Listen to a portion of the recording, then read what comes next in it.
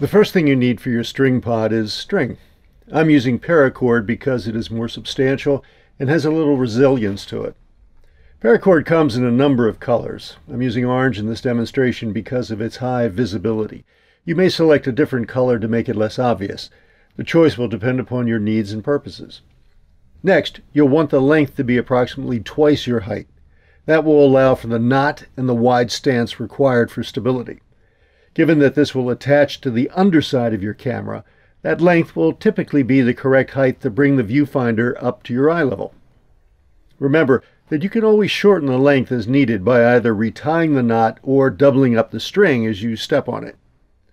The next thing that you'll need is something to secure the Paracord to the underside of your camera. Pictured here is a 1/4 by 20 D-ring. 1/4 20 is the standard size thread you'll find on most cameras. This D-ring has an opening through which you'll be able to pass the Paracord. These are readily available at Amazon and B&H Photo.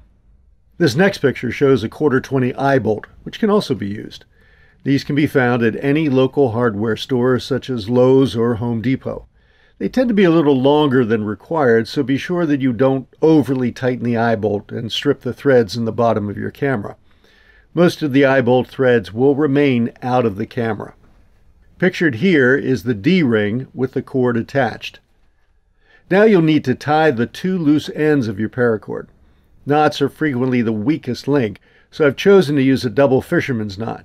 You can decide what's most appropriate for your own use.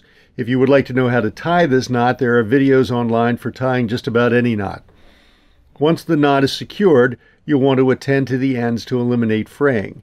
Depicted here, you'll find two methods that work with Paracord. The first is simply to tie another knot at the end.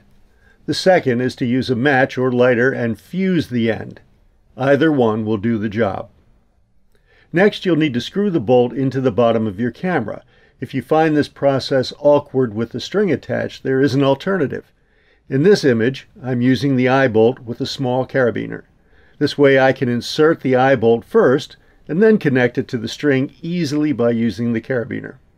Remember not to overly tighten this bolt so as not to strip the threads. Once it is comfortably secured, you're ready to use your Stringpod. Align the knot at the bottom center of the string. It should fall approximately halfway between your feet. Secure it with one foot and stretch your other foot over it to take a wide stance.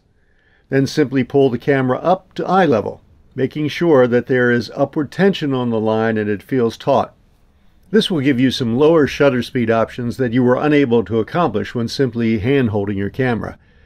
It's inexpensive, lightweight, and will increase functionality. And you'll still have a lot of Paracord left over, which you'll be able to use during the zombie apocalypse.